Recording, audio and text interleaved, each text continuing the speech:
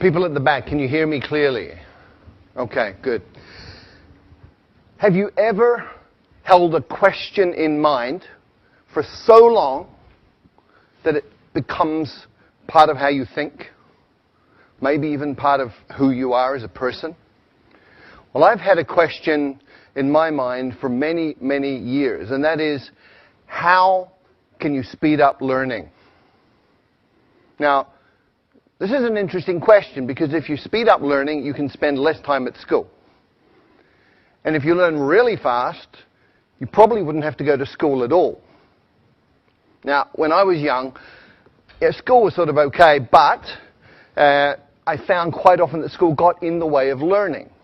So I had this question in mind, how do you learn faster? And this began when I was very, very young. When I was 11 years old, I wrote a letter to researchers in the Soviet Union asking about hypnopedia. This is sleep learning, where you get a tape recorder, you put it beside your bed, and it turns on in the middle of the night when you're sleeping, and you're supposed to be learning from this. Good idea. Unfortunately, it doesn't work. But hypnopedia did open the doors to research in other areas, and we've had incredible discoveries about learning that began with that first question. I went on from there to become passionate about psychology, and I have been involved in psychology in many different ways for the rest of my life up until this point. In 1981, I took myself to China, and I decided that I was going to be native level in Chinese inside 2 years. Now, you need to understand that in 1981, everybody thought Chinese was really, really difficult and that a Westerner could study for 10 years or more and never really get very good at it. And I also went in with a different idea, which was taking all of the conclusions from psychological research up to that point and applying them to the learning process. What was really cool was that in 6 months I was fluent in Mandarin Chinese, and it took a little bit longer to get up to native. But I looked around and I saw all of these people from different countries struggling terribly with Chinese. I saw Chinese people struggling terribly to learn English and other languages. And so my question got refined down to, how can you help a normal adult learn a new language quickly, easily, and effectively? Now, this is a really, really important question in today's world. We have massive challenges with environment. We have massive challenges with social dislocation, with wars, all sorts of things going on. And if we can't communicate, we're really going to have difficulty solving these problems. So we need to be able to speak each other's languages. This is really, really important. The question is, how do you do that? Well, it's actually really easy. You look around for people who can already do it. You look for situations where it's already working, and then you identify the principles and apply them. It's called modeling, and I've been looking at language learning and modeling language learning for about 15 to 20 years now. And my conclusion, my observation from this is that any adult can learn a second language to fluency inside 6 months. Now, when I say this, most people think I'm crazy. This is not possible. So let me remind everybody of the history of human progress. It's all about expanding our limits. In 1950, everybody believed that running 1 mile in 4 minutes was impossible. And then Roger Bannister did it in 1956, and from there it's got shorter and shorter. 100 years ago, everybody believed that heavy stuff doesn't fly, except it does, and we all know this. How does heavy stuff fly? We reorganize the material using principles that we have learned from observing nature, birds in this case. And today, we've gone even further. So you can fly a car. You can buy one of these for a couple of $100,000 US. We now have cars in the world that fly. And there's a different way to fly, which we learned from squirrels. So all you need to do is copy what a flying squirrel does, build a suit called a wingsuit, and off you go. You can fly like a squirrel. Now, most people, a lot of people, I wouldn't say everybody, but a lot of people think they can't draw. However, there are some key principles, 5 principles that you can apply to learning to draw, and you can actually learn to draw in 5 days. So if you draw like this, You learn these principles for 5 days and apply them, and after 5 days you can draw something like this. Now, I know this is true because that was my first drawing, and after 5 days of applying these principles, that was what I was able to do. And I looked at this and I went, wow! So that's how I look like when I'm concentrating so intensely that my brain is exploding. So, anybody can learn to draw in 5 days. And in the same way, with the same logic, anybody can learn a second language in 6 months. How? There are 5 principles and 7 actions. There may be a few more, but these are absolutely core. And before I get into those, I just want to talk about 2 myths. I want to dispel 2 myths. The first is that you need talent. Let me tell you about Zoe.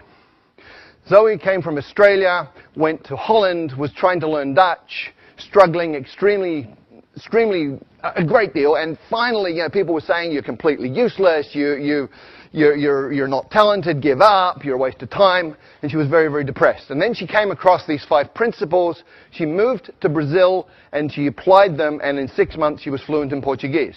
So talent doesn't matter. People also think that immersion in a new country is the way to learn a language, but look around Hong Kong, look at all the Westerners who've been here for 10 years who don't speak a word of Chinese. Look at all the Chinese living in America, Britain, Australia, Canada, who've been there 10, 20 years, and they don't speak any English. Immersion per se does not work. Why? Because a drowning man cannot learn to swim. When you don't speak a language, you're like a baby, and if you drop yourself into a context which is all adults talking about stuff over your head, you won't learn. So, what are the 5 principles that you need to pay attention to? First, there are 4 words. Attention, meaning, relevance, and memory. And these interconnect in very, very important ways, especially when you're talking about learning. Come with me on a journey through a forest. You go on a walk through a forest and you see something like this. Little marks on a tree. Maybe you pay attention, maybe you don't. You go another 50 meters and you see this. You should be paying attention. Another 50 meters, if you hadn't been paying attention, you see this. And at this point, you're paying attention. And you've just learned that this is important, it's relevant, because it means this, and anything that is related, any information related to your survival is stuff that you're going to pay attention to, and therefore you're going to remember it. If it's related to your own personal goals, then you're going to pay attention to it. If it's relevant, you're going to remember it. So the first rule, first principle for learning a language is focus on language content that is relevant to you, which brings us to tools. We master tools by using tools, and we learn tools the fastest when they're relevant to us. So let me share a story. A keyboard is a tool. Typing Chinese a certain way, there are methods for this. That's a tool. I had a colleague many years ago who went to night school Tuesday night, Thursday night, 2 hours each time, practicing at home. She spent 9 months, and she did not learn to type Chinese. And one night we had a crisis.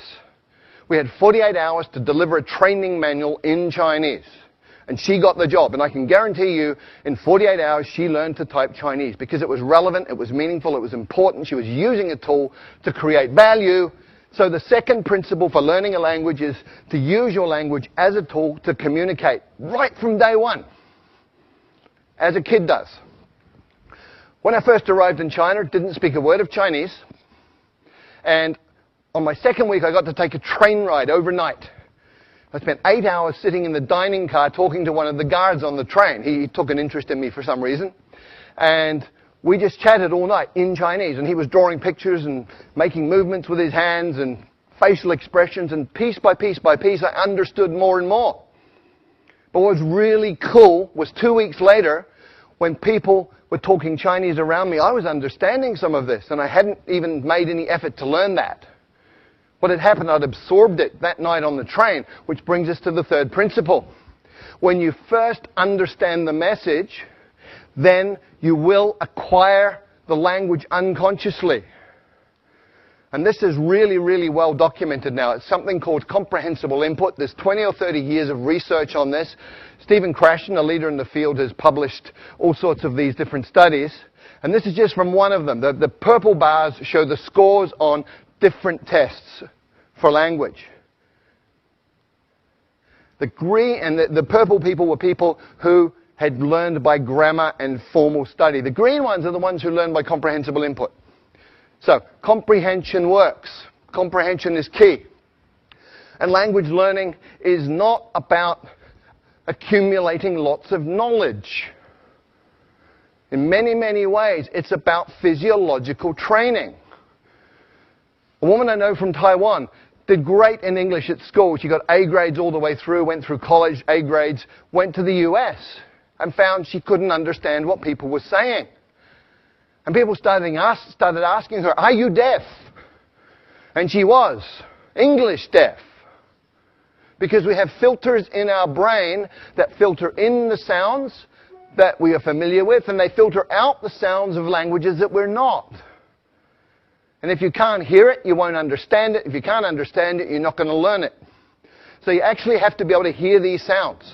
And there are ways to do that, but it's physiological training. Speaking takes muscle. You've got 43 muscles in your face. You have to coordinate those in a way that you make sounds that other people will understand. If you've ever done a new sport for a couple of days and you know how your body feels, hurts, if your face is hurting, you're doing it right. And the final principle is state, psychophysiological state.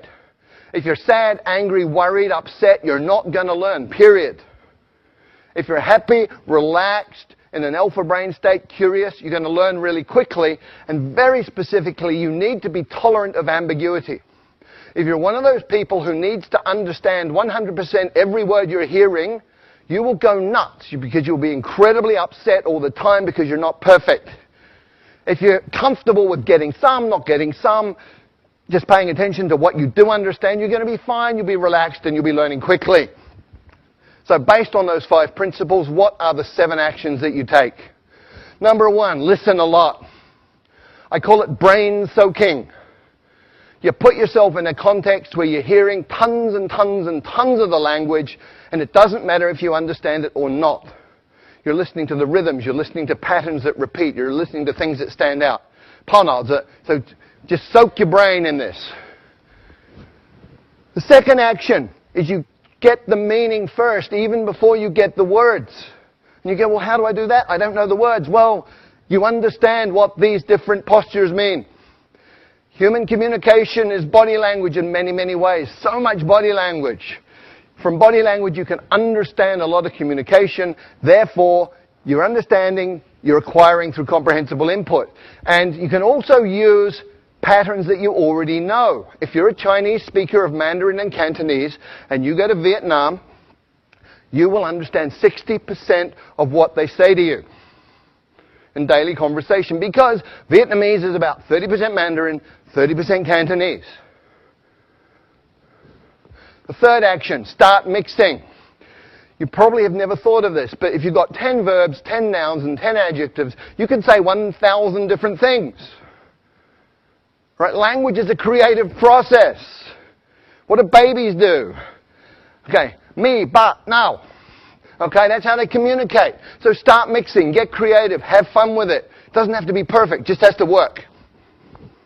And when you're doing this, you focus on the core. What does that mean? Well, with every language, there's high-frequency content. In English, 1,000 words covers 85% of anything you're ever going to say in daily communication. 3,000 words gives you 98% of anything you're going to say in daily conversation. You've got 3,000 words, you're speaking the language. The rest is icing on the cake. And when you're just beginning with a new language, start with your toolbox. Week number 1. In your new language, you say things like, how do you say that? I don't understand. Repeat that, please. What does that mean? All in your target language. You're using it as a tool, making it useful to you. It's relevant to learn other things about the language. By week 2, you should be saying things like me, this, you, that, give, hot, simple pronouns, simple nouns, simple verbs, simple adjectives, communicating like a baby. And by the 3rd or 4th week, you're getting into what I call glue words. Although, but, therefore, these are logical transformers that tie bits of a language together, allowing you to make more complex meaning. At that point, you're talking. And when you're doing that, you should get yourself a language parent. If you look at how children and parents interact, you understand what this means. When a child is speaking, it'll be using simple words, simple combinations, sometimes quite strange, sometimes very strange pronunciation. Other people from outside the family don't understand it. But the parents do. And so the kid has a safe environment, gets confidence.